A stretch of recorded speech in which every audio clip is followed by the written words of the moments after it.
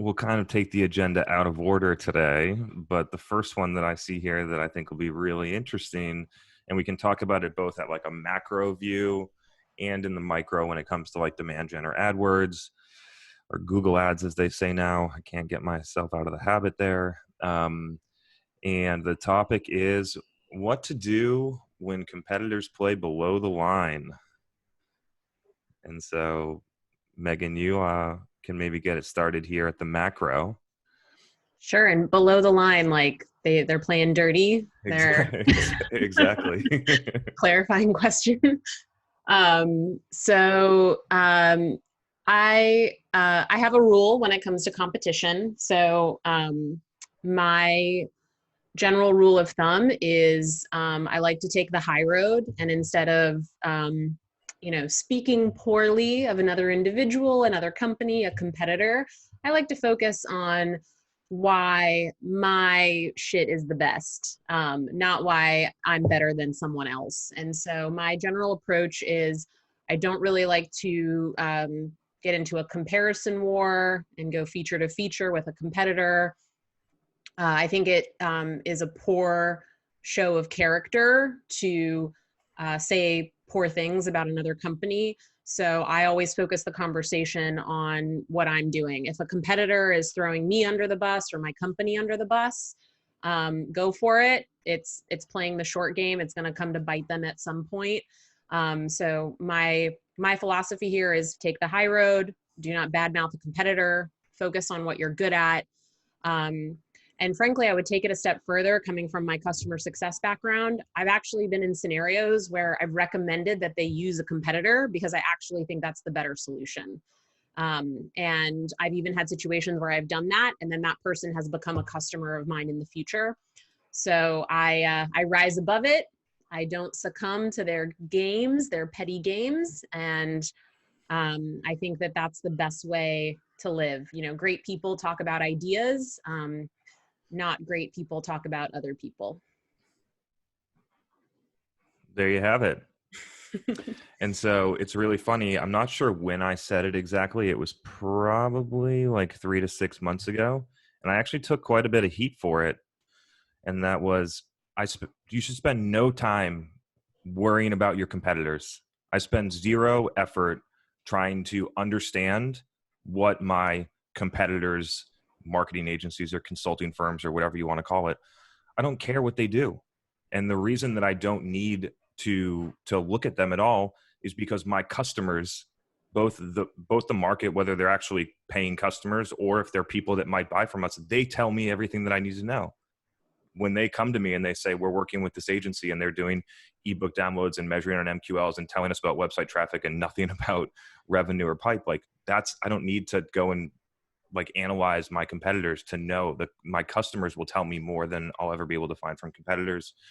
And I saw one today, which is kind of funny, a post, someone that was quoting Jeff Bezos that shares a similar point of view, is that just staying focused on your customers is really, really the answer. Now, when customers or when competitors start playing below the line, for instance, the question where this was rooted from came from people that are bidding on competitive terms in Google AdWords or Google Ads, sorry. And, we do it for our customers. Like we bid on competitive terms and drive them to either just a product page of our customers or to a like comparison landing page. That's just called good marketing. Here's the thing though. We get about 1 conversion a month from that stuff. It is not, and whether or not that conversion turns into a customer is a whole nother story. It is a very small part. What if you think that your competitors are going to beat you on that tactic, you are lost. If somebody's searching your brand name, you've already won.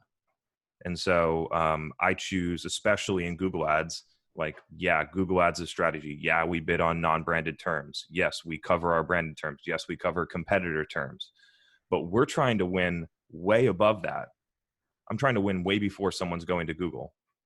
And I think that's the key, is to not need to compete at that level, would be my suggestion. Cool. I think everyone agrees integrity selling is underrated, all about positioning. cheap tricks, offer cheap thrills. Just quoting you all from the chat. Yeah. Cool. So we will kind of keep it moving here. And if anyone has questions, feel free. I feel like this is going to be a question heavy one because the agenda is pretty straightforward. And so whoever wasn't on here last time, we went back and forth. We had like, it's almost interesting because like, I almost need your help with the questions to pull out things that I've never talked about before. So anyone that feels like they can contribute to that, I'd be super grateful. All right. The next one, and this one I'm going to just take straight away because I have a really kind of clear point of view on it, is what should my ROI be on Google Ads? And the clear answer is nobody knows. You can only get such a low customer acquisition cost and therefore ROI out of Google Ads based on the cost of the click and then your downstream funnel metrics relative to the price of your product. And so for a lot of companies that are selling a product that at most is going to get a $600 MRR, like it may not really work. You might be losing money every time you get a customer. But the point of this question is that the expectations across a lot of the people that I work with about what the results should be on Google AdWords are incredibly wrong. And so, yes, there are times where there is massive demand and massive search volume for a product that people need, and you can win there. But like we had a customer last week, 90 days that we've been working together, 6x ROI in the first 90 days. We spent $19K. We generated $120K in revenue. There was $480,000 in additional in proposal forward and 30 plus deals in early stage from Google AdWords. And they fired us because they're not smart, because they had unrealistic expectations about the channel. And I'm comfortable talking about that. Those results are incredible. And so I think the point here is to just really think whether you're hiring a partner or you're working on it yourself or you have someone on your team working on it in-house, is that like you need to understand the channel enough to know what your expectations should be and what reasonable results should be. Just because more people are searching for what you do does not mean that the ROI is going to get better. It just means that there's going to be more upside. And the last part is, if more people are searching for you and you're spending $3,000 a month and you have less than 10% impression share, you're losing, not winning. You have to spend more. It's like the results happen on AdWords based on how many people are searching, how much are you showing up, and how good are you when that happens. It's a very, very simple channel. So yep, just kind of wanted to let that out there. Go ahead, Megan.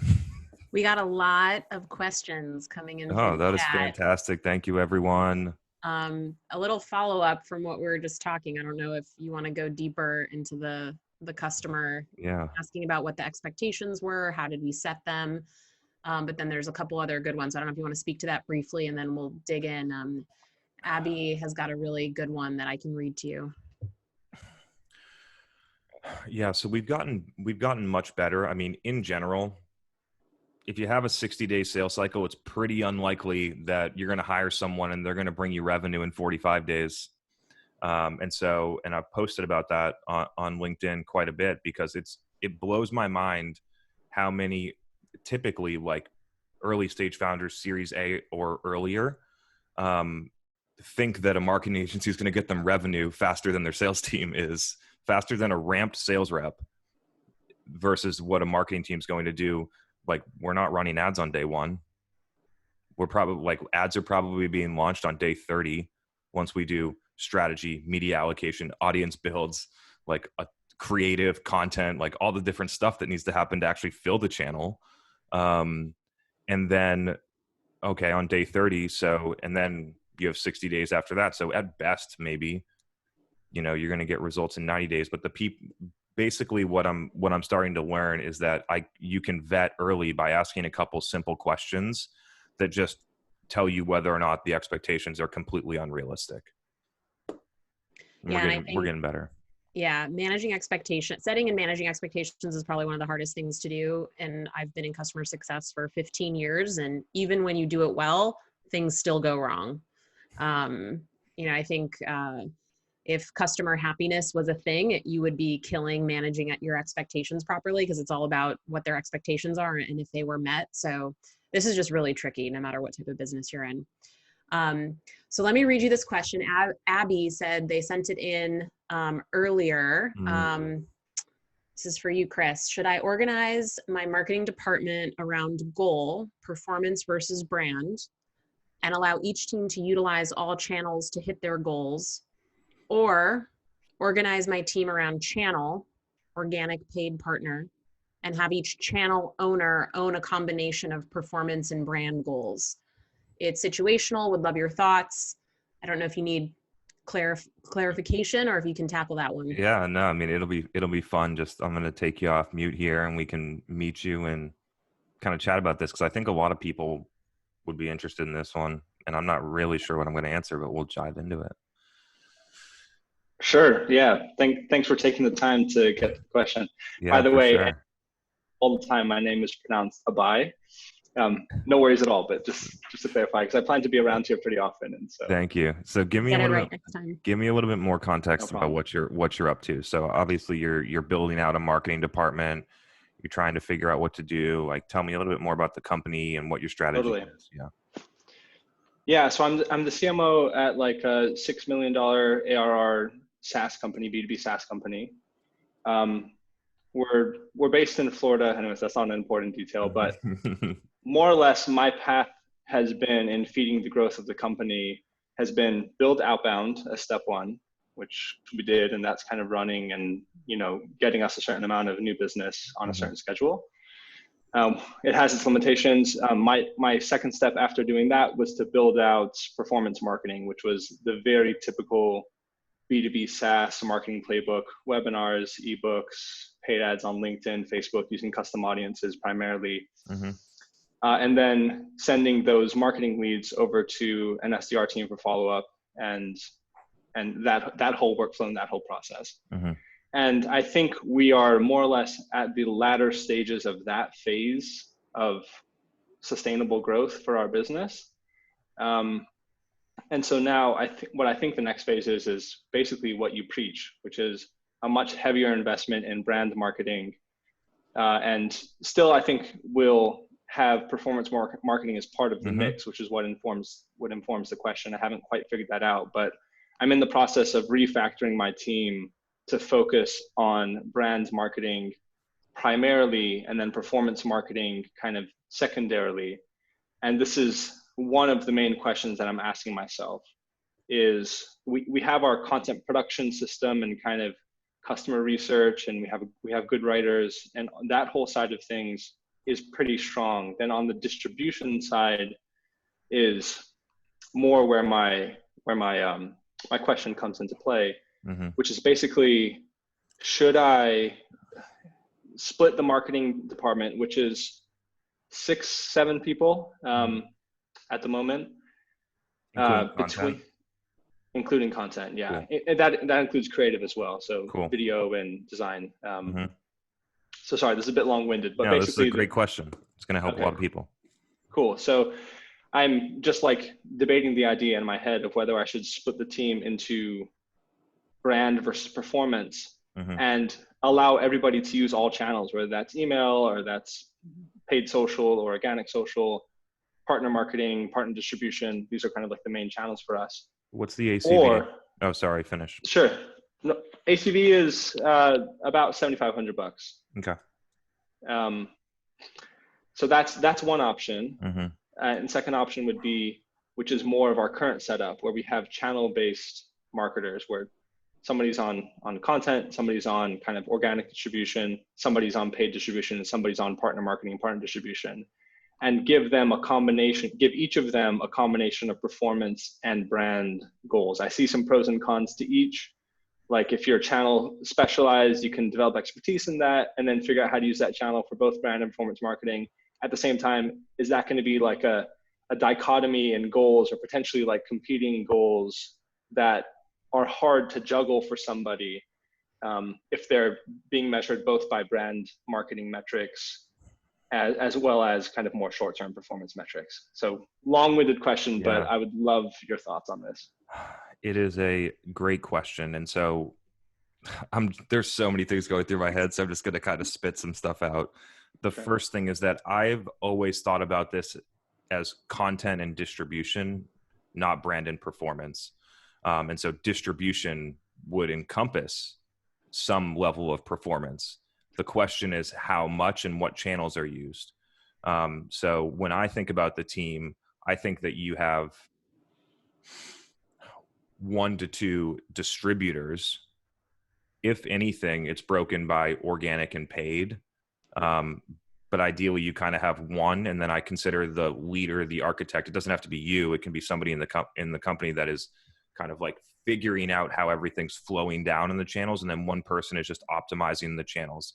The challenge with having someone that's just focused on Facebook ads or just focused on LinkedIn ads is that they need to do certain things in order to prove that the channel works, which is often the wrong use of that channel. Mm-hmm. Right? Like if somebody just came in randomly and looked at one of the accounts that I manage on Facebook ads that we're pumping $80,000 a month through and not understand the strategy, they would be like, this is a complete waste of money. But they wouldn't realize that we're not using it for a performance channel and we're getting all the benefit for downstream demo requests that are created off of that with no attribution. And so feel free to pass back a second one because I don't feel like it's that clear, but I like the idea of splitting the budget and the metrics between performance and brand, but I would challenge you to figure out how you can have your team be able to do both, because I really think that's the key. And then allow your team to figure out when brand works better, that they should lean in harder to that. I think over time, what you'll find, and it's what I found as I've been doing this since 2016, is that, I mean, like 10% of the media budget goes to performance now. I guess if you include Google ads in that, it's probably closer to 20, maybe 25% total, because Google ads is pure performance. Right. But then if you split out social, it's like 10%. Like, yeah, we're supporting a webinar with direct lead gen forms, or we do run occasional like tests for get a demo ads to SDRs and just understand whether or not it works after you look at the funnel metrics and get 50 leads. But it's just, right. I think once you figure out the brand, your team will see it too and lean in. The key for everyone is being clear on what you're trying to accomplish. Right. And so right. for brand, you are looking for inbound demo requests or whatever you're selling that have organic or direct traffic, last touch attribution, or referral traffic from G2. It's all that stuff can be created that way. And so if you measure that way, then you help your team understand that this is moving this. But John, I know you have one other question. I know I haven't hit exactly because I can just feel your response. So help me get you there. Well, no, I think that is helpful. And that's more or less how I'm thinking about it. It's to create a new category of metrics that are brand metrics. So I'd like to follow up around that if you don't mind. Definitely, I understand the idea of, for us, it's demo requests, request to quote style CTAs that we're wanting people to respond to on our website. And like, I was just doing the math on this today, kind of like backing up my decision. It's like, we can get more revenue for the business if we get 4 demo requests than if we got 100 ICP qualified content leads. You know, even like webinar registrants or webinar attendees, which is like more mid-bottom funnel content. So it's clearly the more impactful thing to do for the business. So that's clear, but I'm wondering if there's any kind of useful leading indicators around brand marketing metrics that you found helpful, whether that's like audience growth or content engagements, maybe holistically across all platforms, like summing podcast downloads and social post engagements, or kind of like just something to kind of get at a leading indicator that's useful to review weekly or monthly. Yep. So if you think about like a brand marketing execution via paid, you can set a performance indicator for it. The performance indicator would just be, did someone in my ICP consume the content that I gave them ungated, right? And that's how we measure it. So we'll set Google Tag Manager, scroll depth, 50%, 75% tag, make that a custom conversion in Facebook. You can't do it in LinkedIn because the platform's not sophisticated enough yet, but you could set it up all in Google Analytics and have it fire. And if your targeting is right, then you'd be able to say, okay, it cost me $6 to have that CFO read this piece of content. And that's one piece. On Facebook, there's going to be a bunch of junk in the comments now. You still get the benefit, but most of the comments are spam. And so comments used to be in 2015 the best indicator, because everyone in my ICP would say, this content's great, this content sucks, this is this, I have a question about this, set up an objection, I like you better, I like your competitor better. It would tell you the whole story. It doesn't work like that anymore. And LinkedIn, the engagement on ads is not high enough to really get an indicator on it. So on paid, I measure it based on the engagement of the content with read metrics. Right. When you get to organic, it starts to get really interesting because there's like a lot of different ways to look at it. So in the end, the North Star, like we all agree, is the demo request. And you should see that move in a relatively quick fashion, like definitely within 90 days. It's tough when you have a bigger mix going on to really feel it initially. So I look at like qualitative indicators, like, is somebody like saying this content is good? On organic, you're going to get a ton of engagement on LinkedIn right now. Like we only have 4,000 followers and we get pretty good amount of engagement with the right people on our company page. And so like qualitative engagement, do I get messages about what people are saying?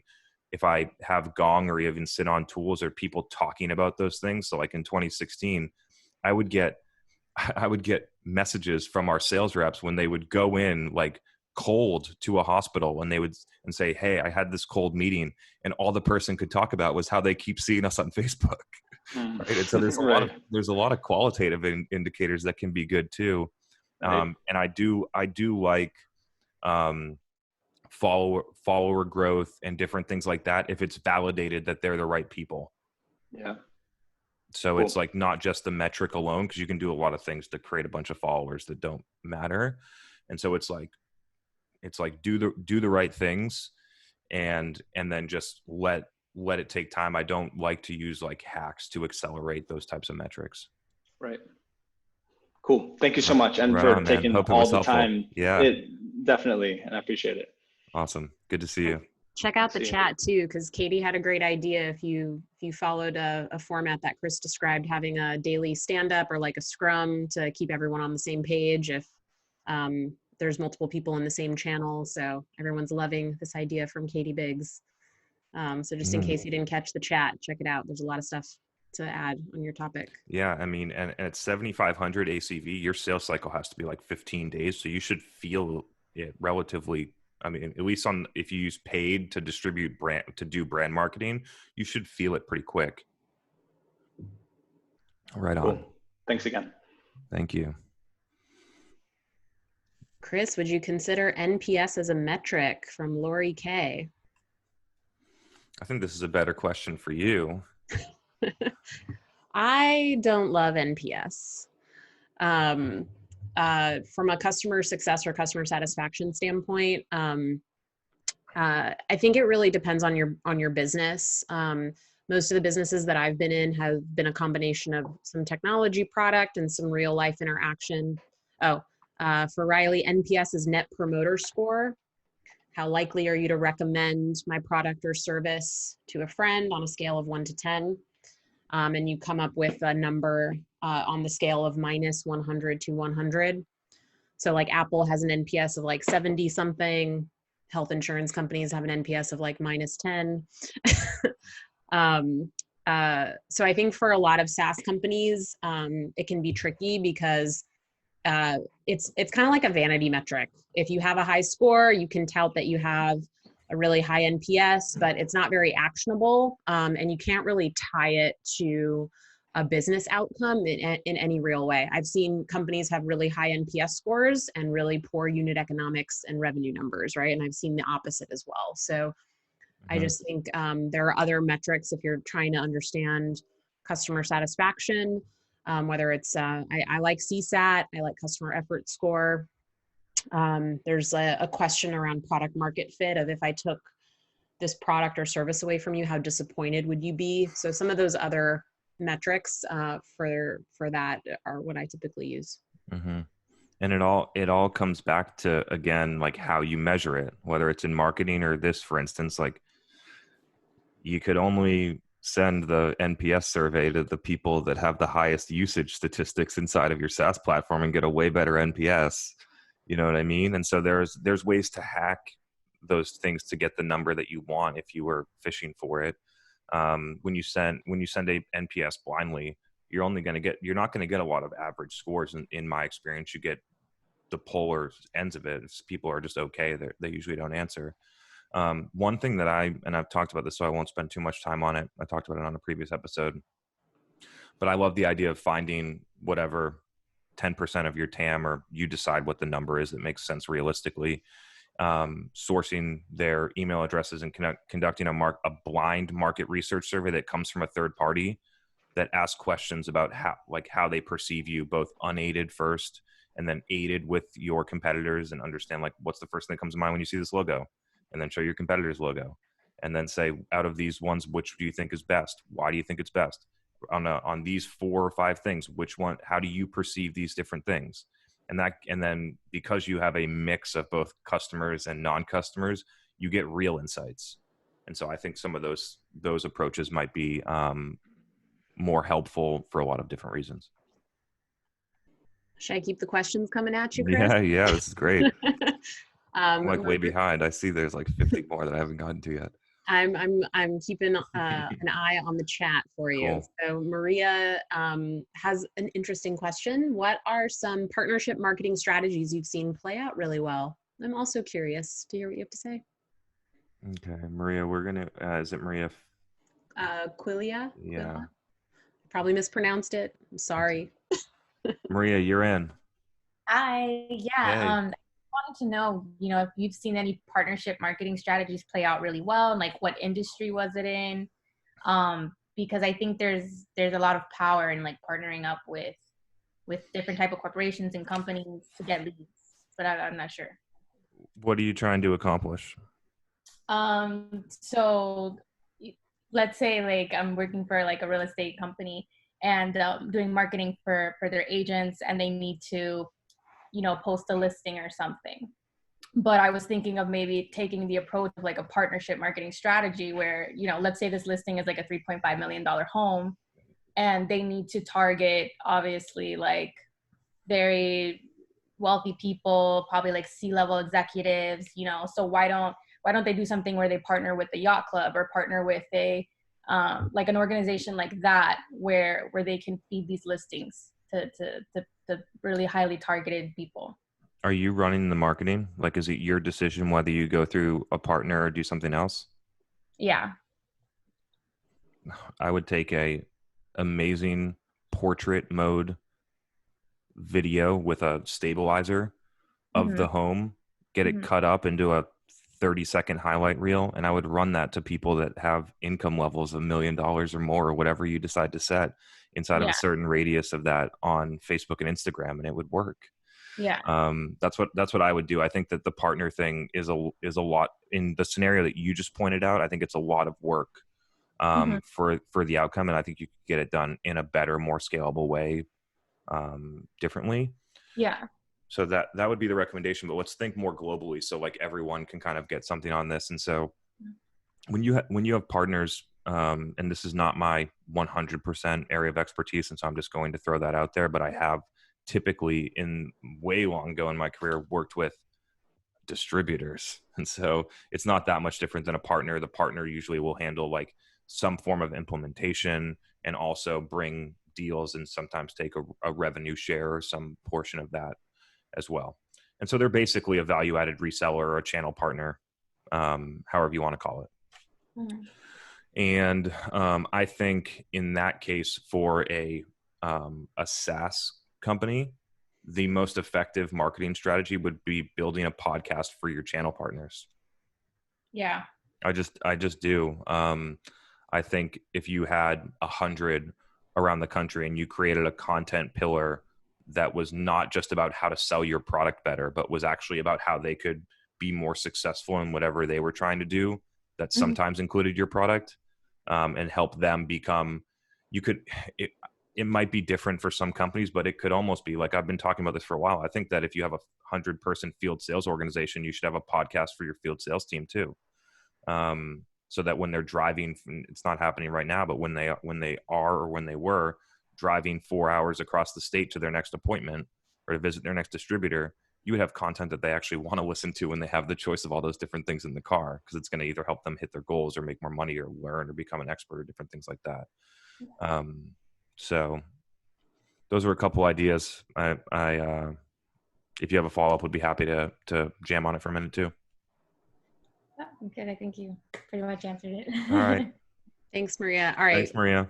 I think we're going like full AMA on this demand gen Yeah, live let's do site. it. There are so many Let's do it. questions, and I made a promise to Chuck that I have to make good on. So here's the next question, and there's like a lot more that we can tackle after. This is fun.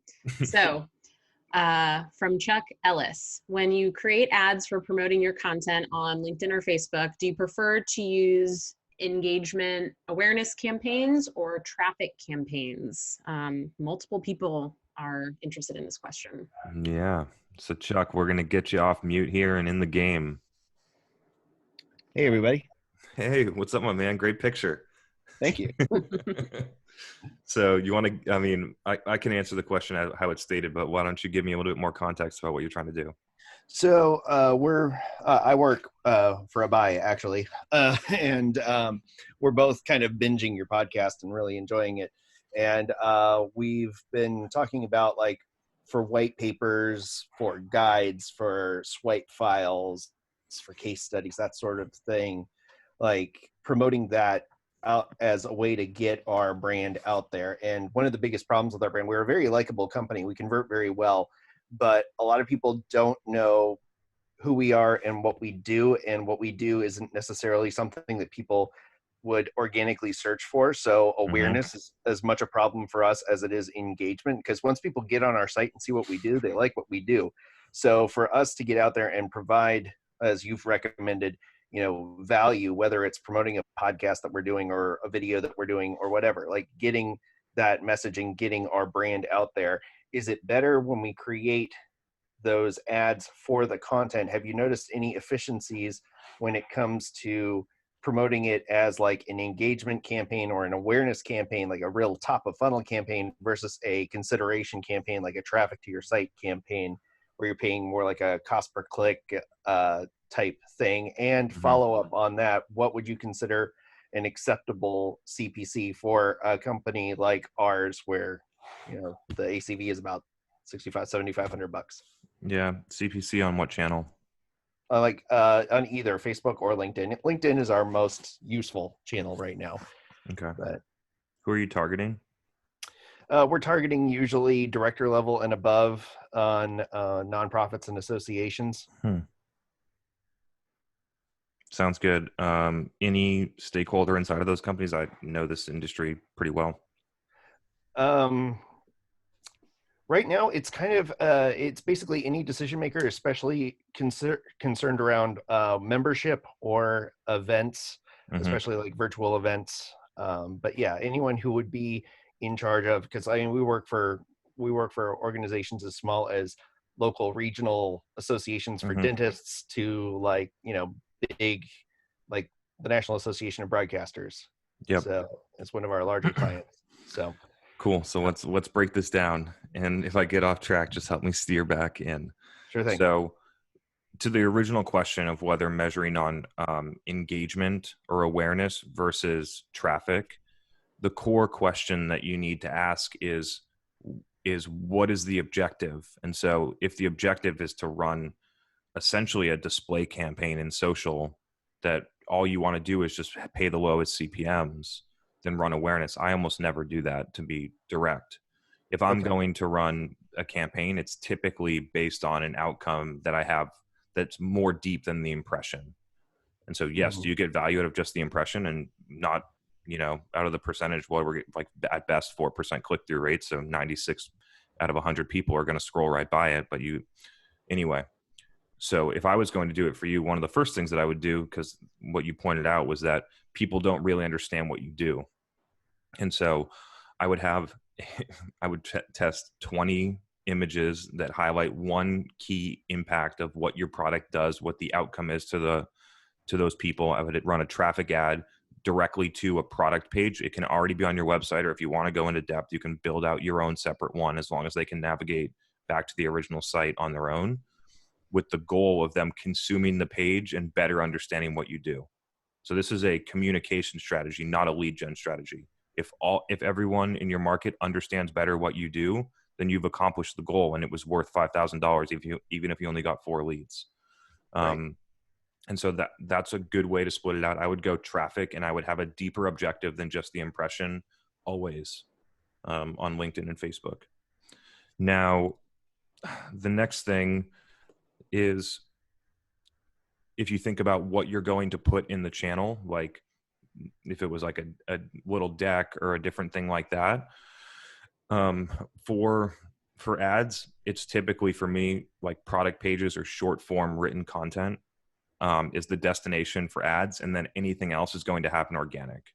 And so like if I have like a 6-slide carousel deck about the smart things that Megan said earlier in this thing that I want to share, it's going to go organic on LinkedIn or whatever other channel, and then probably link back to the longer form version of this or something. And so when you think about like in-feed engagement or building followers or more brand stuff, I like to do that mainly on organic channels. Like true, I guess, brand stuff, because we do brand marketing through paid, but like it's tough to define that with so many terms.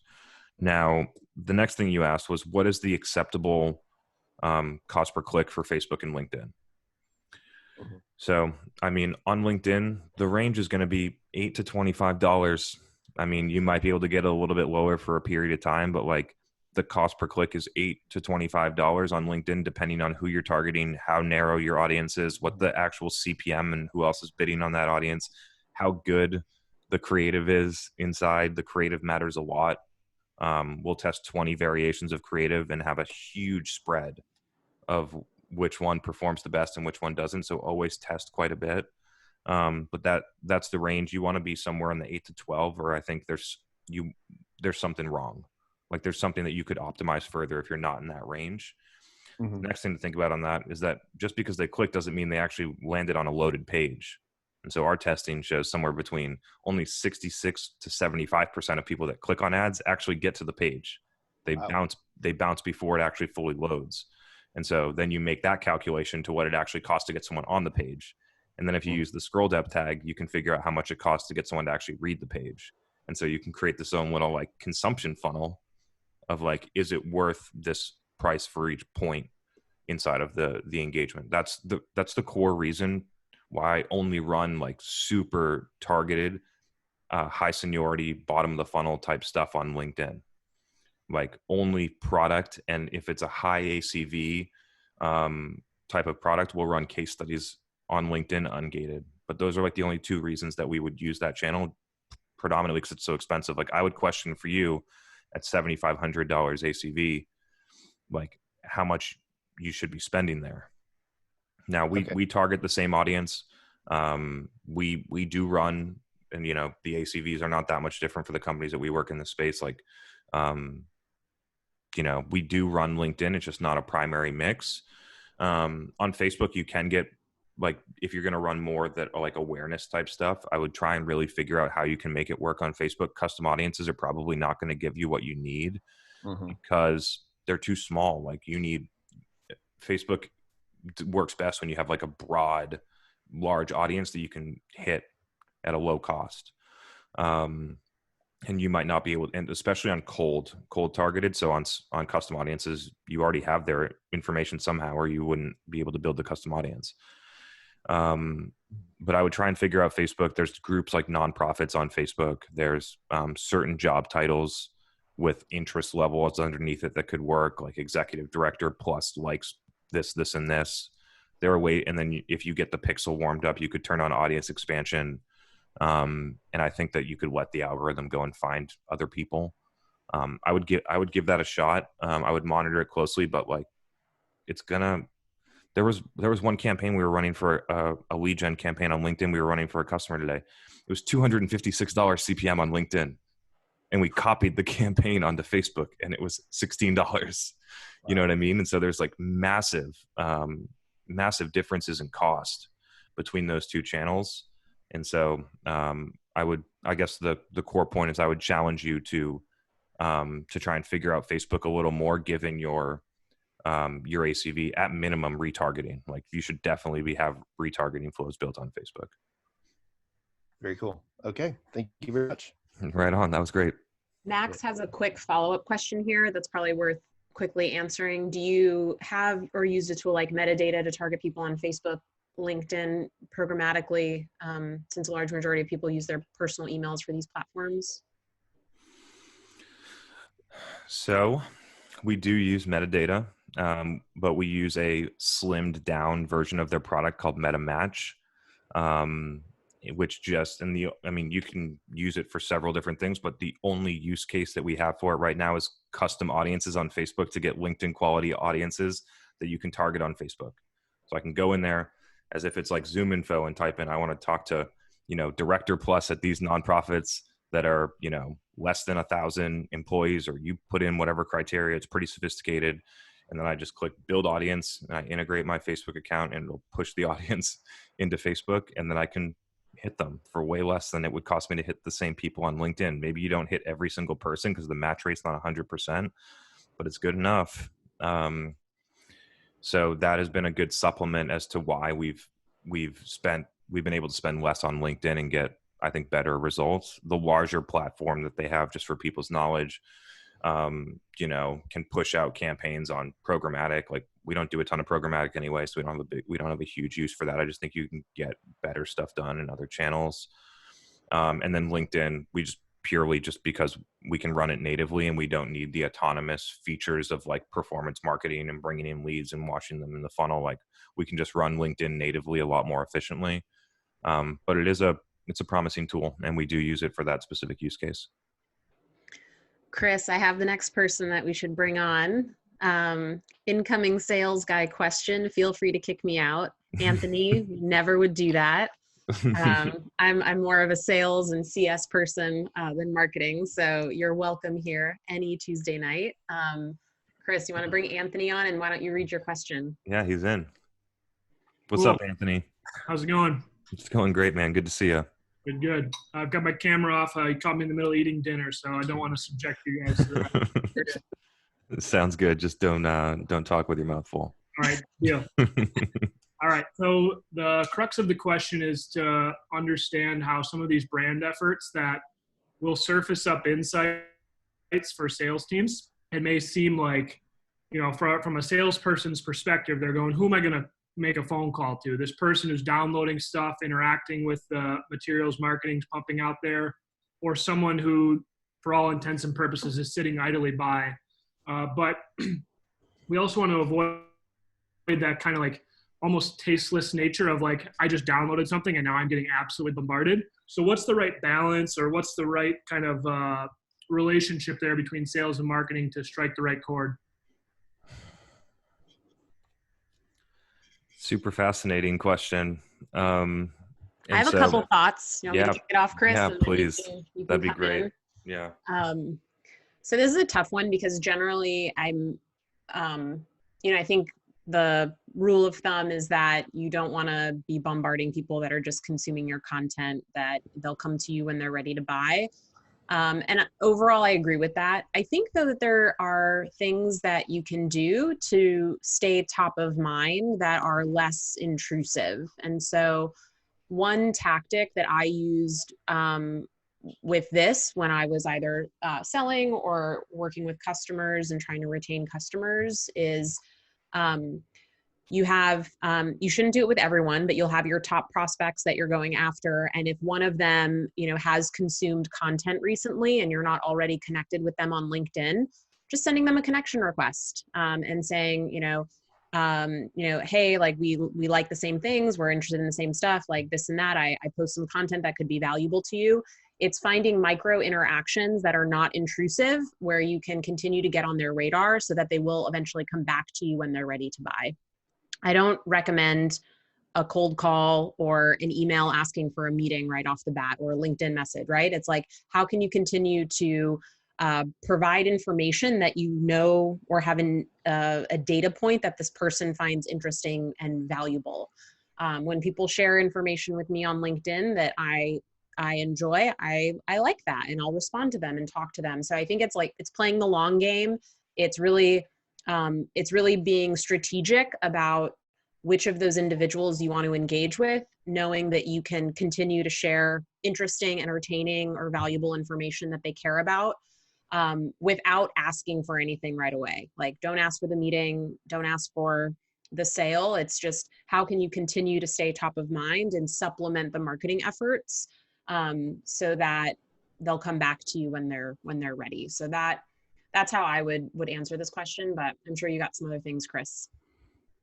Yeah, it's fascinating. The first thing that I think about is that if you look deep in like the win rates, they're probably not that much different than cold outbound, cold strategic outbound as a content download.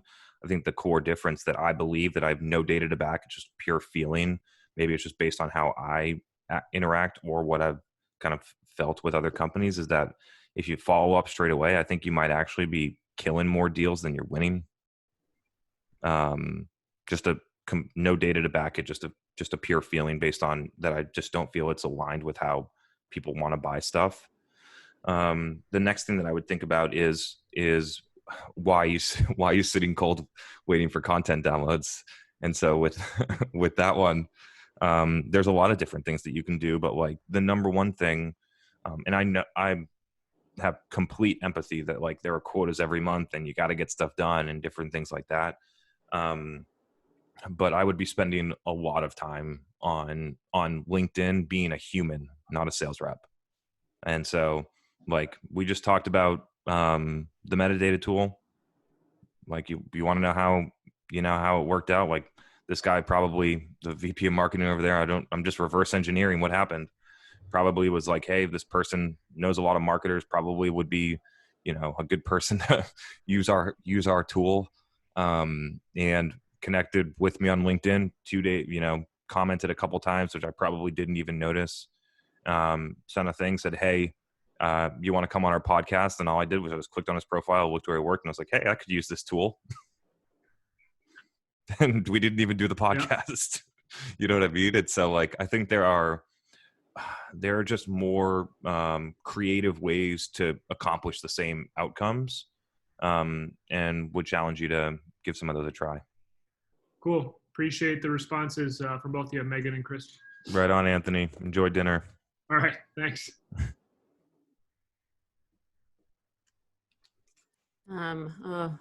Our chat is lively tonight. Yeah, it's awesome. It was crickets, and all of a sudden I was like, I need your help, and everyone was like, yeah, let's help.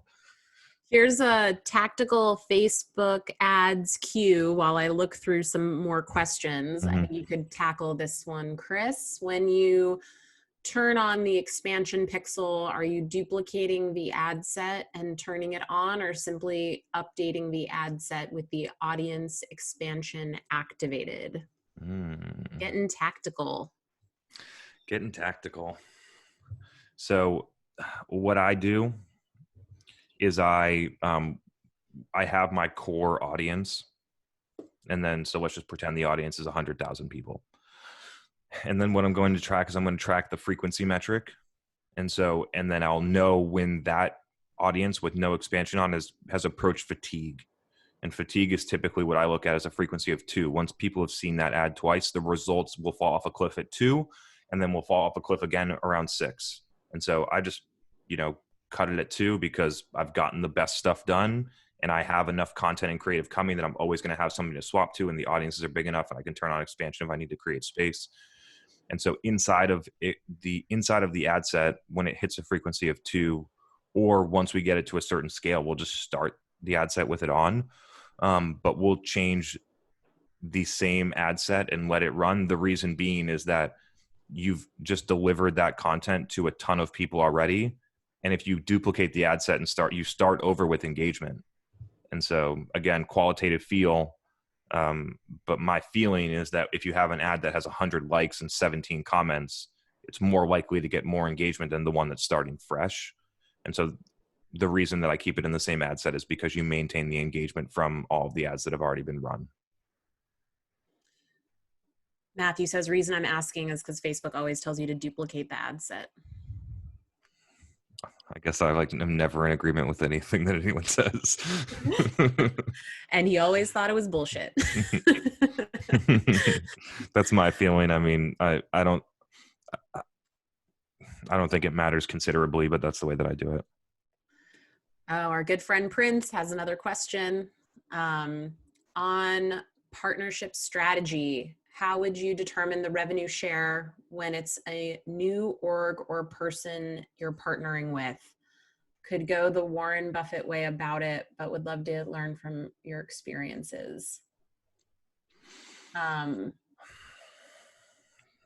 I mean, we can bring Prince on and have some back and forth on this one, but in essence, it's got to be enough for someone to want to do it. Like the idea of the, $300 a year product that you're going to pay someone 20%, it's just like not enough it's not meaningful enough for anyone to really want to do that amount of work unless you're looking for people that like literally just don't have a job.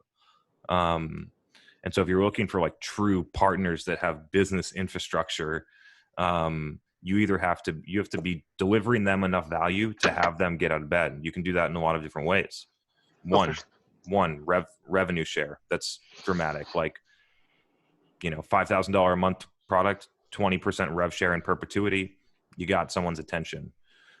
Second thing is if you can't do that amount of rev share because the product doesn't cost a lot or you need the margins or whatever, for whatever reason, you're going to have to start like sending them business so that they can do that. So there's a couple different ways that you can support your partners, but those are the first two that come to mind. What you got, Prince? All right. Yeah, sorry. No, agree. And what I tend to typically do is I double the equity ask because when we do talk about partnerships, generally the standpoint on the other end is, oh, can I get equity? I'm like, yeah, maybe, but since we're just maybe starting this anew, would it make sense to just do a revenue share? And then what would you take on for a percentage? And I just tend to double the equity ask, and it kind of gets their attention. That motivates them more. The primary connections that are made there are on brand value. It's typically something that excites them as well because it's something we're trying to run with a common goal as. Yeah, I mean, in my view, this is a matter of leverage. And so if you have the $100 million company and they pretty much don't have to do anything and make a bunch of value because you've created a brand and a ton of demand in the market and they just need to capture and act on that demand, like you have a lot of leverage. If you, have 6 customers and don't have a lot of demand and they got to work hard to go out and find your 7th customer for you, you don't have a lot of leverage and you're going to need to, account for that in your negotiations. I think that it would be a incredibly rare situation where I offered equity to a channel partner. Makes total sense. Thank you. Yeah. Yeah, I think I would echo that. I've tried lots of different channel partnerships and none of them ever were that successful. Mm-hmm. So I also avoid them typically. David K has another good marketing question. Would like you to speak about intent identification, when you think it should or could be used, when you think it should not be used? I don't even think I know what intent identification means. Yeah. David, get on here because we don't know what you're talking about. I thought I was like, all you marketers in the room know what this means, and I don't. Hi, sorry, I didn't mean to be obtuse or confusing. There's a variety of vendors who provide technology that kind of like listens to keywords that are being. 6 Sense or, there's for a ton of them. example. Yeah. They're a very good product, I'm sure. Mm-hmm. Perhaps a little on the expensive side for some people, Mm-hmm. but anyway. So like them. So Bambora, Demand Mm-hmm. Base. There's a number of them. Okay. So yeah, just an open question: when to use, when not to use. What do you like, not like? Have you tried them? Have you any experience with how you can put them into your, if you will, automation engine? Yeah. Riff, take Let's it do away. it. So it's weird because if you actually look how intent data is being used, it's being used a lot more on sales development and sales than it is in marketing. Mm-hmm. And so what we've tried, if you think about like actual marketing, has been pull intent data from G2, Trust Radius, Bambora, take those accounts, put them into either LinkedIn or through metadata on custom audiences on Facebook with job functions or other targeting criteria on top of them, and then put ads through, knowing that you have like, people that are in the market. The funny thing is that cold targeted audiences usually work better.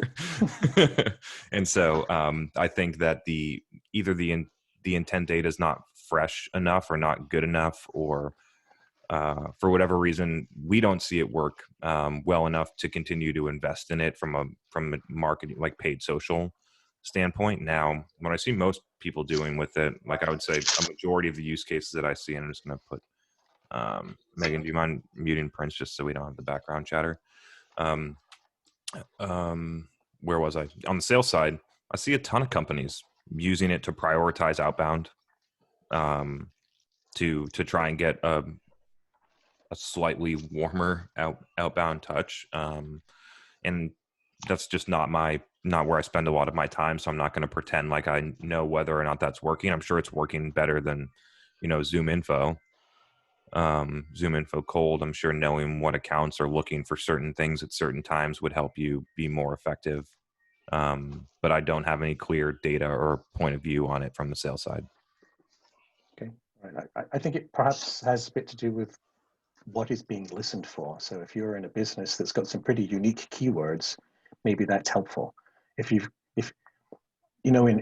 Google Ads, you have negative keywords, right, to try and Mm-hmm. sort the wheat from the chaff. Mm-hmm. And I'm not sure that many of the intent systems have the notion of a negative keyword to try and Mm-hmm. filter out a little bit. But if you have some unique keywords, then it seems as if that might be a useful way to go. And if your keywords are kind of multi-use keywords, then your signals are going to get kind of crossed. For sure. Same thing happens in Google AdWords when you're selling a specific type of, let's just pretend, for lack of a better example, budgeting software, and you sell it B2B to companies. That's right. And 95% or more of those searches are people looking for Mint or something that's $20 a month or free to do their personal budgeting, and it's a trap. If you don't have control over the budget, you are going to waste a lot of money. I was at a network security company that sold enterprise VPN. So VPN, it's like, yes. Oh, great. So you get clever with creative negative keywords. Okay, well, thank you. I appreciate it. Right on. Answer. Good question. Good to see you, David. Let's keep rolling. I know. I put a call out for some more. We got through those? No way. I mean, I'm sifting again to see if I missed something, but I'm pretty on top of it. Bob is ready to talk about his novel that he sent you. Let's do it. Oh, yeah. Sounds great. All right, Bob. It's 8:31. No, that's okay. It's okay. We can just start. We can start to unpack part of it. Chapter 1. Where do I even? So I'm sales director, small company, like no internal marketing resources, basically. A couple people on the team that are all wearing multiple hats. Where do I even start? So there's a big user group for my sector. It's eye care, eye doctors, opticians. Mm-hmm. There are big user groups on Facebook. I have a celebrity endorsement video going out tomorrow with a call to action to visit the site to learn more. And I stole Gaetano's cameo with Mr. Wonderful. Mm-hmm. So we're gonna launch that. That's gonna hit tomorrow in the user group. It was around $450 to do that. I wonder, would I have been better off, or should I also do paid social because I should very easily be able to target opticians and ODs, optometrists on paid social on Facebook. And you're shaking your head no. So No, I'm go shaking ahead, my go head for it. like this one is exactly what I would do. Like the user group is nice, but it's going to be super cost effective to hit all of those job titles at scale on Facebook and Instagram, and not just the celebrity video. You need to have a new thing every week, and you need to just be in the feed and not super salesy all the time. Sure. But We have a lot of content. We have case studies. So I'm trying to repurpose all the stuff that's on the website. This is basically a new channel for us. We were primarily for 7 years, and I just joined the company. They're just getting ready to go commercial to private practice, store owners, things like that. We're in big box locations already providing this service. This is a telehealth play, kind of flipping what they do on their head, increasing their exam, et cetera. So we are, this channel is we have like 5 customers in this sector and private channel. So but you it's have brand a new. revenue generating product. So like the value prop to some of these people at this point in time is quite clear. And so, field of study, optometry, job title, optometrist, and then it'll populate the rest of them, assistant, blah, blah, blah, eye doctor, whatever they are. Like once you give it a couple good ones, the suggestions inside of the ad set will tell you all the other people that you should get to that are relevant. And I would pump all those in, and then I would just start churning out content. The audience, when I did it to respiratory therapists, the audience was 56,000. Okay. It was actually very similar. It's like that type of size. And so let's just pretend like $10 CPM is on the high end. And so every piece of content that you want to get to every single person twice is going to cost you $1,000. Like I would say it's worth $1,000 a week to have that content in that person's feed on Facebook and Instagram, to have your brand show up every week. That's what I would do. Great. Thank you. You got it. David and Jonathan had a couple things to add. Bob, I don't know if you saw in the chat, what are associations that opticians join? They're an online community of optometrists. So just a couple of ideas. The best way that I got to the respiratory therapist was not job title. It was that they liked the American Association of Respiratory Care page on Facebook. Yeah, there's in our sector. You can combine all of those together, but I've been to the AAO. I've been to that conference before, believe it or not. Yeah, we have several. There are 2 very big user groups on Facebook that have 30, 50,000 memberships. And so I can do sponsored ad placements there for about $450 a pop for video, and $250 or something for just a text with like a link to the page. But that's where I was, so do that and do the paid social to the general population of them on Facebook. Yeah, the challenge with the group play, depending on how much content is posted there on the volume, like you have 30 or 50,000 people that are posting a lot, like within an hour, if there's some volume in the organic post, within an hour, your post is going to get deprioritized, which is why it's priced that way. Because we can also pin it for $80 a day, but it's limited because like I wanted this thing to hit tomorrow just to get something started here. I mean, I'm 30 days in and, trying to create some momentum. So we could do an $80 pin a day, but I had to wait like a month just because of their schedule of ads. It's like worth adding $80. Yeah, I would skip the pin. I would do that once and without the paid social running and just see how it feels, just like understand it. But my gut tells me that paid social is going to work better than the groups. Perfect. Thank you. All right, Chris, you can cross that off your to-do list because we took care of it. Yeah, nice. Message. Yeah, Bob, from now on, let's do it here because it's way more efficient. Part 2 next week. Happy to help. Yeah. No, that was great. And thanks to Jonathan and David and others for chiming in with some great questions.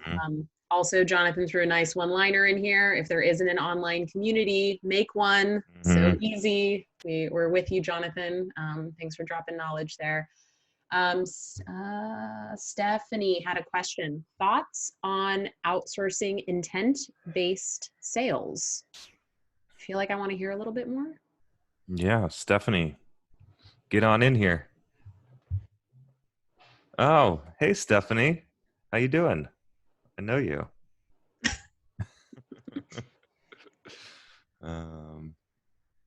Maybe she's away from her desk right now. Oh, okay. Okay. Well, we'll jam on the question, and if she comes back, we'll grab her. I mean, outsourcing intent-based sales. Where Can does you your hear head me? go there? Sorry. Yeah. All right. Welcome. Good to see you. How you doing? Hey, sorry. Headphones were not plugged in. So there we go. Yeah, thanks for bringing me in on this. Probably can explain myself a little bit better. Yeah. So Chris, you kind of know my background anyway, with where I'm from. So we're currently exploring some vendors for some intent-based sales. And this is basically kind of taking intent data and taking it to the next level. So kind of outsourcing that BDR step and having them based on intent data, using firmographic and technographic information, and then doing that initial kind of marketing outreach To as the well. meeting. The goal for them is the meeting. Yeah, so goal is the meeting, but also the way that it seems to be pitched in the market is that you kind of get these high quality leads, which are in between kind of like a marketing qualified lead and a sales qualified lead. So quite a big investment. I think it's something we're exploring because we don't have a massive sales team on our side at the moment. So we're kind of looking, because we're exploring kind of intent solutions as well. Yep. Just wanted to hear your guys' thoughts on if you think it's worth taking intent to the next step when you don't necessarily have the marketing or the sales collateral and support to follow through on that. What does their revenue model look like? How do they make money? Yeah, they have a monthly subscription. So they say X amount and we'll do X amount of communication. So we'll do telephone calls, email outreach, social media outreach as well. So it's just to be clear, it's activity based, not outcome based. Yeah, activity based. And then some of the revenues that we've been looking at and some of the models that they have is that they then charge on a high quality lead as well, on top of what that would be for a monthly subscription as well. So what bit of background, we're quite a new company and we're still kind of formulating our ICPs and figuring out who our target markets are. So what appeals to us with this at the moment is the fact that they kind of formulate and help craft what that target market would be as well, and then provide that kind of first touch point when you don't have automation set up. How much would you pay for the high quality lead? I'm more so just curious at this point. Yeah, no, I can share with you who it is we're kind of looking at as well at the minute. It's around $100. Okay. Yeah. Okay. And remind me, how much does your product cost? Oh, it completely ranges. Okay. We're a SaaS company. Yeah, On it's based on transactions. Let's just say $25K for the sake of this discussion, so everyone has some context here. I don't know what it is, but we'll just pretend it is like that, for instance. And let's just pretend that you're paying them $5,000 a month, which is it's less than a fully loaded SDR. And so, like, if you like the couple questions that first run through my head, you could see the first question was, how are they measured? The reason I ask is because I've been with companies that use services like this, and there's a couple different revenue models that happen. It's also important about where it comes from. And so, like, I've been working with companies that are spending $20,000. They're actually paying per meeting, not over the month. And so they're outsourcing to a company in India. Not to say that there's anything wrong with India, but they're outsourcing to a company in India, and they're getting 200 meetings a month, and they're paying $100 a meeting. So they're paying $20,000 for this. The no-show rate is 60%. The win rates of the meetings are like 1%, and they're selling a $5,000 a month product, and their customer acquisition cost is $20K. And that's just on the expense of the SDR firm, not on how their sales team is compensated, not on the opportunity cost of what else they could be doing with that large amount of money for a sub $10 million company. And so I've seen a lot of times this go wrong, both outsourced or in-house. Not to say that it can't work. Now, the next, so we got through the revenue model. The next thing that goes into my mind is what else could you, if you didn't have this, what else would you consider doing? Right. And so if the decision here is we're either going to do this or we're going to hire an in-house SDR, I think it actually might be smart to use the firm. Because then you don't have the management overhead. They probably have systems and different things in place that will work better. If the goal is the meeting, there's not a ton of I think they can learn the product. I actually think that if it's a team of one and not, I think it might actually be smart initially. Yeah, those are some of the things that I'm thinking. And then if it's $5,000 a month and you don't have much more, I don't think that it's enough to really get it done from a real marketing standpoint from paid. So that would push you into organic, which I think you will want to be doing anyway. Yeah, and that's kind of the debate that we've been having at the minute, because we're in such kind of a startup mentality at the moment. But from a marketing standpoint, we're keen to start leveraging things like intent because we know how good it is for marketers, but also we don't just want to go down the route of just getting intent data and then passing it on to sales, because that's not the intention of it and not where you're going to see the bang for your buck, really. So I'm just exploring that kind of in between solution. While sales team is small, marketing stack is also small, and is there any, I don't want to say quick wins, but any short-term solutions while that's all kind of being set up internally? Yeah. I mean, if you're going to go down the road here, a couple of things that I would do. I would not sign an agreement that's longer than 6 months. I think 3 to 6 months is the right amount of time on that spend. And most people make the mistake if they do this is they only measure their partner on the meeting, not anything after that. And the problem is you can do a lot of creative things to get a meeting. It's a lot harder to close a deal. And the partner over here, the SDR firm, is going to say, well, it's your sales team's fault. They didn't close a deal. But in reality, the lead wasn't that good. And so I think you just got to look at more downstream metrics over that 6-month window into cost per meeting, cost per SQO, customer acquisition cost through that channel. And then once you have 6 months, you can make a black and white decision about whether or not it makes sense to stop, keep it the same, and start investing elsewhere, or ramp it up. Awesome. That was a very thoughtful answer, Chris. There was a lot of chatter in the chat too. I've tried this at multiple companies. It's never worked well for me. So generally I don't do this, but that was very thoughtful, Chris. You brought up a lot of very good points. I'm happy to help, Stephanie. Good to see you. Yeah, thank you so much. Appreciate that. How's everybody doing? It's 8:45. We're gonna keep. Everyone's trying to break the record that we set last week, and we don't have that much longer to go. So we'll keep going. We have almost 50 people on here. Let's keep going. All right.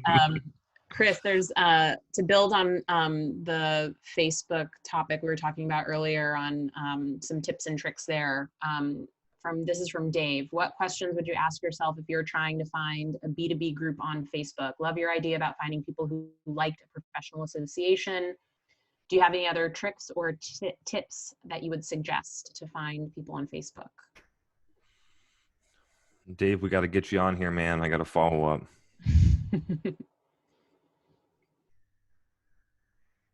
Where is he? Yeah. Okay, here I am. Hey, Dave. Good to see you again. What's happening? Good to see you too. Thanks. So to target unpaid or what exactly? Yeah, to target unpaid. So maybe give you a little bit of context. I have a good friend who's trying to reach a fairly obscure group. They don't have many big associations. I've been on Facebook. I've been on LinkedIn looking to find people with that title. And now I'm an amateur user of Facebook, so I'm probably doing all kinds of stuff wrong. But I've been testing it to see if it's worth recommending to him that he try this, that he even consider Facebook. The group he's interested in are they're retail merchants in big grocery and drug chains. Okay, very, very narrow segment. And I haven't been able to find, I put in key phrases, merchandising, merchants, and I get all kinds of stuff that isn't related to the group that I want. He does promotion planning. He has an application that does promotion planning. So you put in retail promotions and you get all this stuff about how you can get retail coupons. So there's a lot of interest in stuff that relates to the keywords I put in, but I can't find professionals. Yeah, you're hitting the wrong. You're hitting a consumer audience, not a. Correct. Yes. Correct. So what I'm looking for is, I thought it was brilliant when you said you found people who liked a trade association, or maybe they liked a trade show or something of the kind. That wouldn't have occurred to me probably in 5 years of doing this. Really smart play. Do you have other smart plays like that where you could save me 4 or 5 years of wasted time? Here's one out of left field. How many of these people do you think there are in the U.S.? Is it like 1,000 or is it like 10,000? It's less than 1,000. Less than 1,000 people. Small group, yeah. So here I'll save you a lot of time. The rule on Facebook is that the audience must be minimum 1,000. And so if you can't hit that size, and you might be able to like add other layers on of people that are parallel, like you might be going after the decision maker, but maybe if you added 4 influencers at each organization, you might be able to get over 1,000. And so let's just pretend, so people can hear this little trick, that it's 5,000 people. Now, what I might try is I would find a firm. I see them emerging. It's actually a really interesting application that I think would be smart to outsource for people. Is that I want the SDR. Let me just mute this. Is that you, Dave? Sorry. Is you can have a firm that it's like sales development associate, or they basically do research and get you certain information that you need, and they either drop it in the CRM or give it to you or some other fashion. And I would have them find the exact contact info for all of those different people, and then I would build a custom audience. And you might need to find both their personal and their professional. And then a left field is you could try a trial of metadata and try and get it that way. And the last one is that you could just target employees of the company on LinkedIn, and then just get a little bit more narrow, whether with seniority or other different functions. And you might, have some waste in it, but you'd get to the people that you wanted to. Okay, I'm not sure I understood everything that you just said. Ask a clarifying question. If you have the question, I'm sure other people do too. Yeah. So, well, first of all, they can afford a fairly high customer acquisition cost. I mean, this company sells applications that are worth, 6 and close to 7 figures, and they sell them to tier 1 retailers. Okay. So, really big name retailers whose names everybody would recognize.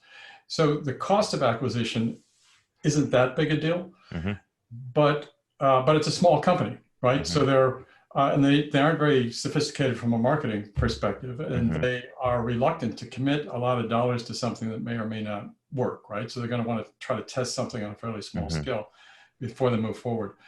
You've said often, and I believe it, that the cost of reaching your target audience is much higher, like 10 times higher. I think you said it tonight on LinkedIn for some key phrases than it is on Facebook. So I've been trying to encourage my friends and people I know, consider Facebook if you can.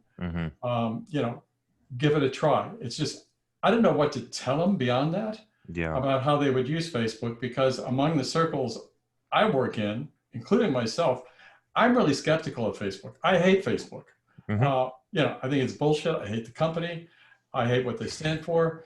I think it's a total waste of time. I mean, a lot of people feel that way. So I absolutely detest Facebook. So, but I feel like it's in the interest of my friends and some of my clients to say, hey, you may feel differently about Facebook, and it may be very profitable for you to advertise on them to get your message out. So when you said, in fact, now, Chris, I'm sorry, I've forgotten what it is exactly that you said. It was something about, I got a custom group, create a custom group. Okay, what does that mean? Yeah. So many things are running through my head. So let me just get through them all. The first one, you mentioned small test and proving it out. And this is I think a tough challenge for a lot of companies that want to do marketing and set their experiments up to fail is like, let's just pretend like there's a company in the UK or in Canada. We'll make it easy. There's a company in Canada, and when they're selling into Canada, their 100 ACV product, their marketing customer acquisition cost is $30,000. And that is clear, and they have penetration in Canada, and it's very awesome. So then they say, okay, so let's now we want to go and we want to move into the US. And so what we're going to do is we're going to run a test to figure out whether or not it works. And so we're going to spend $3,000 a month. And if you go by that logic, you'd be lucky to get a customer in 10 months.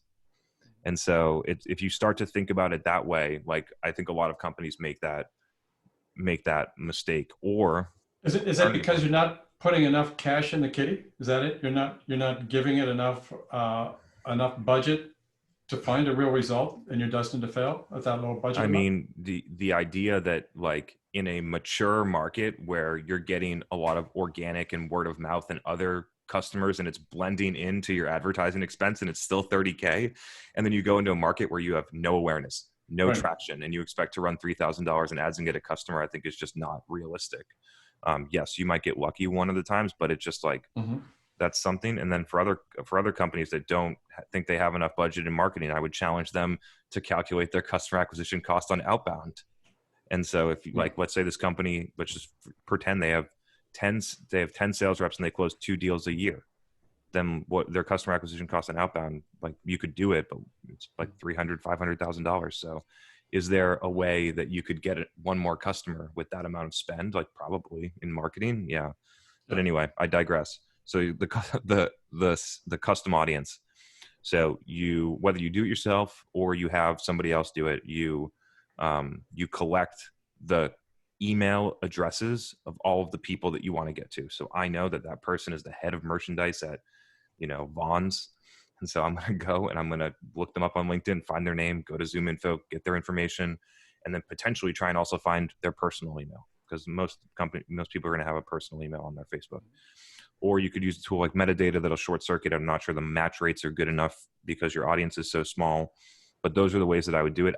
To be honest, that's a lot of work. What I think would be better is whether you use metadata and do it like account based on Facebook, or if you do it native on LinkedIn, account based with some targeting. So you're not hitting like the cashier, like you can put some targeting on top of it, but I think LinkedIn is actually the right place for this one. And I would go after the account with functions underneath it from a marketing standpoint. And then the next thing that I would do is, if you know exactly who you're going after, I would put out content to that account, and in the copy, this piece of content that this person needs to see, and I would give it to everyone at the company. I'd say, does this person, does your head of retail know that they should be thinking about this? Okay, just one additional question, if you don't mind, and you've been really generous with your time. I really appreciate this. Happy to help. Really, really appreciate this. It's great advice. So my additional question was, you said the rule of thumb for Facebook is that you don't use it, or you shouldn't use it, or you can't use it for less than 1,000 people in your target audience. Now, is that a personal rule of thumb, or is that, is that like the economics don't work? Or it's an actual rule inside of the platform, I think, for privacy policy reasons. But I don't know exactly the rationale. But if you're trying to build an audience and it doesn't amount to 1,000 people, then it won't allow you to run ads to that audience. Terrific. Okay, thanks. This is a great education, Chris. I really appreciate it. Dave. Happy to help. Yeah, thank you. Thanks, man. Good to see you. Same here. Thanks. That was a good back and forth. And I think we're going to bring Chuck on because he has a very good question about PR. And we've been talking a little bit about that, Chris, lately in a few different ways. Let's jam. And so everyone that's on here right now, we got 8 minutes to get to the world record for demand gen live. So if you can, I know people's I like it, Tom. But everyone's, no family, bedtime, got to walk the dog, do whatever. But if you can stick with us, let's set another record. All right, Chuck. A good question. This is gonna take us far through the 8 minutes. All you, Chuck. I'll let you express it. Sorry. I this came to me late, but this is something we're also dealing with right now. Welcome back. What's your take on hiring a PR team to help with brand signal amplification? So basically, we're creating like I said, we have a valuable product. People like what we do. Our retention is really high, but people don't know what we do. And our team is, it's not tiny, but it is not huge. And we are working pretty crazy hours already, given COVID and working from home and all that. So we've a company that I worked with before that was a B2C company has this really kick-ass PR team, that PR company that works for them and has gotten them mentioned in like Forbes and Inc. magazine and Fast Company and all kinds of great stuff. They're a really good networking PR agency that's worked really well for them.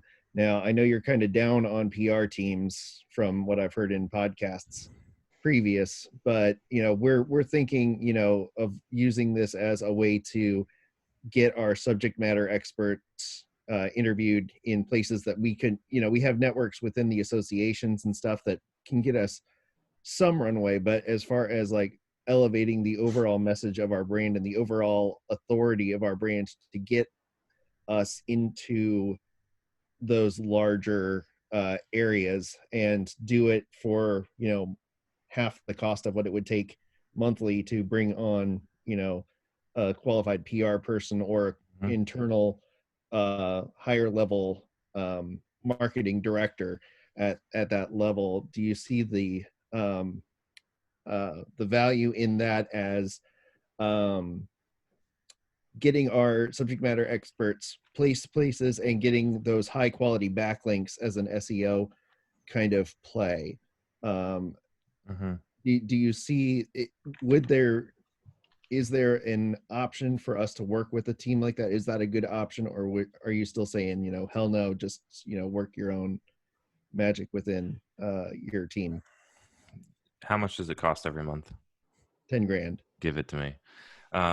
Okay. And so there's a couple ways to chalk it up. I think that that a lot of companies spend a lot more than 10K a month on PR and throw it in the trash. Because I think it's just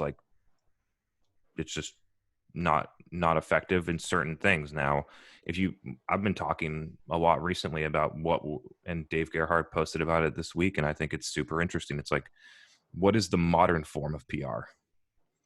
Like, you could go and look for, and I know that you don't have the time or whatever, so we just separate that from the conversation for a second, but you could go and find the top 10 nonprofit podcasts and offer them $500 to have your CEO on, or so you could pitch it in a bunch of different ways, right? You don't have to offer them money, but there's a lot of different ways. The next thing that I would consider, and I'm not sure that this really falls into the PR category or not, but if they're not going to put you on, then if they offer ads on it, then I would go and run Spotify ads on top of their podcast to those people. The next thing that I would do, it's going to probably be challenging for you to get into like the Wall Street Journal. I don't really understand that world that much. I'm not going to pretend like I do. And then the thing that I think a lot of people are undervaluing is how much you could create on your own. And so like taking your subject matter expert, creating your own podcast, inviting the guests from the other companies on. Trust me, like we started this podcast 6 months ago thinking there are so many marketing podcasts out there. How are we ever going to break through? And our podcast is crushing it. And so like the bar is actually quite low if you're committed to it. And so I would, there's a lot of different ways you could chalk it up, but $10,000 a month, you could get like somebody good to completely just architect your podcast. And I don't think it would take that long to win there. And I think that the podcast and downstream is like a really modern form of PR. And I think that through the creation of your own content, and so let me just reverse engineer because I'm thinking about this out loud, but like now that we have produced content on LinkedIn, have created a podcast that gets a bunch of audiences, do this live show, have success with clients, now people want me on their podcast, right? And so you kind of almost do it in the reverse. You're not like asking for someone to put you on their podcast. They actually come to you because you've done so well on your own.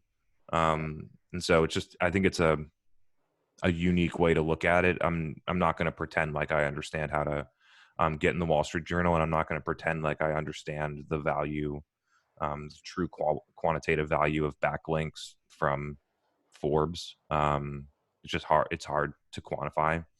And so those are some ideas. We're still trying to figure it out, but I would challenge you to think this is the old way people did it.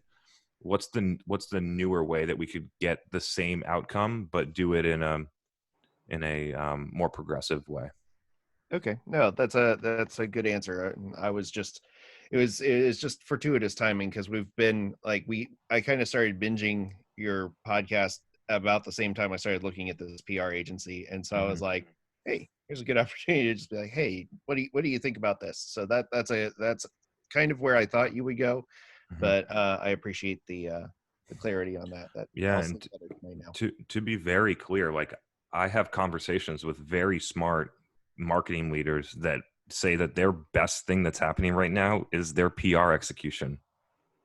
And so it's not to say that it doesn't work. I think that there's a certain approach that's a lot more effective than others that I'm trying to study and figure out for myself, because I do a lot of owned content, not a lot of earned. And then for the last thing, if you can hold the decision for a week, it was supposed to happen today, but it got pushed a week, but I'll be having that person on the podcast to talk about how they're executing that. Oh, that'd be great. Yeah. Cause like, and again, my big thing is, I know that this PR agency is doing amazing work for a B2C company, but their goals are of course going to be completely different than ours, and getting the same, we are not going to get the same value out of it as they are. It would vary, but thank you very much for your time. That was very, very helpful. Happy to help, Chuck. All right. We need one more question to break. I know. Break it. I got one more comment and then one more question. Okay. So does anyone else feel like when Matthew comments in the chat, he's like talking to you personally? That's how I feel. I smile every time and I see you looking at me. But Prince had a really good follow-up question, and I think we should let our good friend Prince back on to get us over our world record and ask his follow-up question. It's actually related to Chuck's question. I have one note before we get Prince in the house that I just want to share with people because I feel like it. And so over the past couple weeks, one of the things that has happened to me this is marketing, is that several different numbers have somehow scraped my cell phone and sent me political propaganda via SMS. I don't know if anyone else has received that, but it is completely intrusive. And I think that as new channels like text open up, there are a lot of really poor ways to use it. And that's what so anyway, whether it's Facebook ads or LinkedIn or email or now SMS, which I'm experiencing myself right now, there are a lot of ways to ruin marketing channels. And so I know everyone that's on here right now won't do it, but for the people that are listening later for the recorded version, whether it's SMS, just don't spam text people. That's a good PSA. All right, Prince, welcome back. Hi, I'm honored that I'm getting the opportunity to get us over that world record. The question that I asked was, and it's a follow-up on Chuck's, not PR, definitely we're internally looking at unifying the brand voice, so to speak, aligning the brand strategy so much such that we typically are able to relate with people. And if you remember the context from the previous time, be more inbound. But I am considering investment of 5 to 10 mil with a media company for a marketing campaign. They have some great channels built out from what it seems on the surface, but they are reluctant to commit on. I typically, when I go for contracts like that, I don't look at the vanity metrics. I look at how much conversion can you get, how many paying customers are you delivering. And then they are hesitant on doing that. It's India. I have to get by what I can. What would be the success parameters that, or the parameters to assess the success rate to get into an arrangement like that, that you would suggest I should consider? Is it a project or is it a monthly recurring cost? So no, it's a platform that has services and product. The services are on demand and like events that we could do again on demand. And the platform is not subscription based. There is a one-time fee for one-time usage, and it's very low. It's like $1.99. Mm-hmm. Yeah. Would you mind I'm just not sure I understand the question. I don't just want to go in a different direction. Yeah. Sure. So you're debating about $5,000 or $10,000 investment, but the vendor, and then I need to know if it's a product or a service. Right. It is a platform which has services and a product that people could use by paying as inexpensive as $1.99. Okay. The investment is 5 to 10 mil INR. So if you convert that to US, somewhere in the range where you described, actually over and above that. But they are not agreeing to deliver on the metrics that I generally look at is, how many paying customers can you bring in instead of vanity metrics. Oh, you got this much engagement or this much awareness. And I think awareness is good. It creates brand value, but then just engagement doesn't cut it when it's a new platform that you've launched. This is a really good question. Yeah, thank you. So it's a really good question for everybody. Like companies that are working with us, I don't guarantee results, especially revenue results for complex B2B sales. Like that just doesn't make any logical sense to say, you're getting 20 customers now. I guarantee that you'll get 30 next month. If there's something about the product where like the marketer has complete control over the sale, then I would feel good about running experiments to understand the scalability and then making an educated guess on what the actual long-term outcome could be. But I think the idea of forcing someone that hasn't been in the system or run to any of the audiences or understood what your baseline metrics were and all those different things, like it would be like hiring a new sales rep to some company and saying, hey, you're going to close $1 million for us this month. If I may, I hear you. And no, it's an organization that has existed for years. It's a national media company that has channels such as print media, digital media. They're partnering up with IPL. It's Indian Premier League. It's a cricket event that happens. So many international collaborations there. And they have radios where if you were talking about long form content, right? So they have a new radio channel, a digital radio channel, and they have a few more where people typically listen in from 60 to 90 minutes. And then these are people that have gone through some hoops on the website. So essentially they know what kind of content they're plugging in. So these are, aware and educated individuals that are going on there and listening in for 60 to 90 minutes. So the quality is good. We want to target tier 1. That's perfect. Yeah. But then from your standpoint, yes, you cannot be comfortable committing to paying customers, being a marketing agency. I think for me on the other end, it's not necessarily that it makes me, it's not really that it makes me feel uncomfortable. I just think it's irresponsible as a marketing person without, actually experimenting and learning to make expectations on that in a complex type of B2B sale. Now, this is a incredibly gray area with a million nuances, right? Like I 100% believe the North Star is revenue and customer acquisition costs and accelerated revenue growth over time. Yet I'm not comfortable guaranteeing results. And so it's gray. Now, the thing that you don't want is somebody that says that they're only going to measure or look at the success with impressions or website visits or even leads, like anything like that. To be honest, when we're talking about people, is aside from things that are super brand focused, like creative or PR, different things like that. Like if you have have a partner whose goal is to drive your revenue and they're not in your CRM, then there's a problem because they have no idea whether or not they're impacting results. And so that's another easy easy way to figure out whether or not they're actually invested in your business outcomes is whether or not they spend time in the systems that track whether or not your business is generating results. Makes total sense. How would you bridge the gap from revenue model to actual revenue coming in from a marketing standpoint then? It's just basically then running experiments through different channels and seeing what works. And it may take longer than you expected because you generally tend to do a revenue model for a year. Yeah, this is the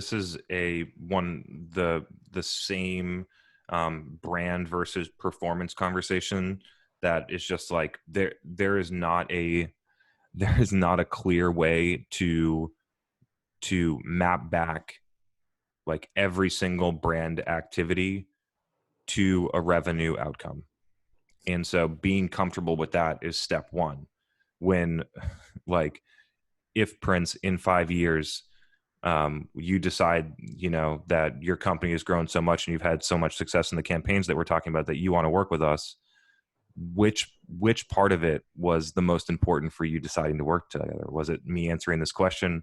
Was it the LinkedIn post? Was it you listening to the podcast?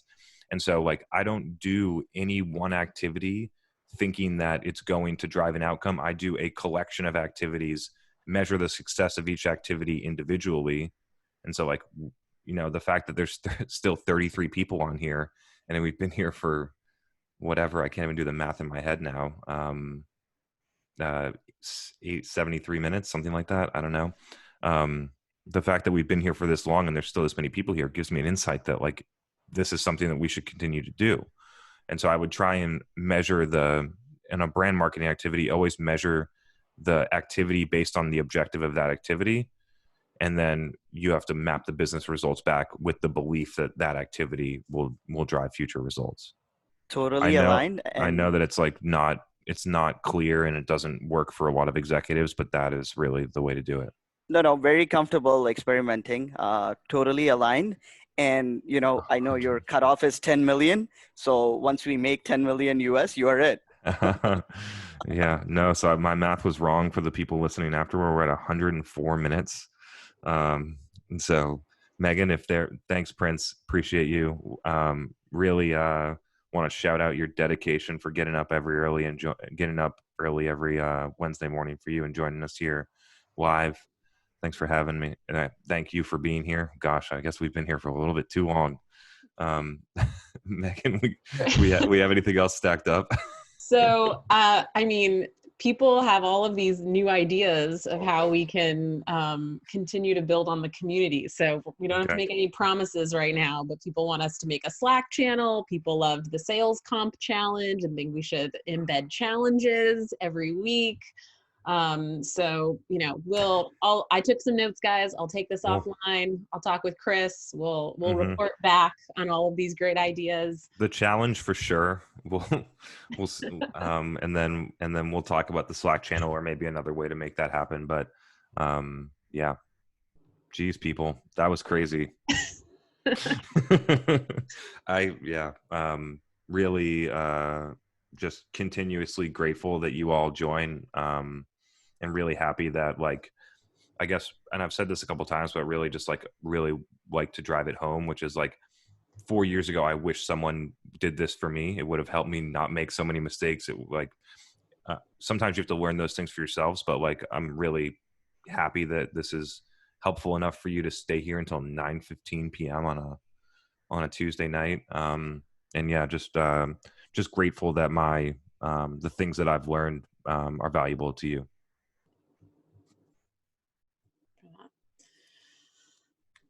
We did it. All right. Another record. I am not sure how many more records we can set on here. I'll call Guinness up tomorrow, see if we can get in the record book.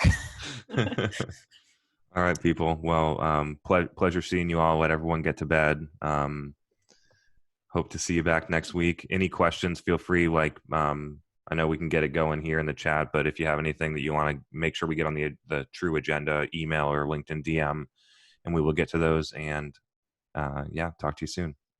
Bye, everyone. Bye.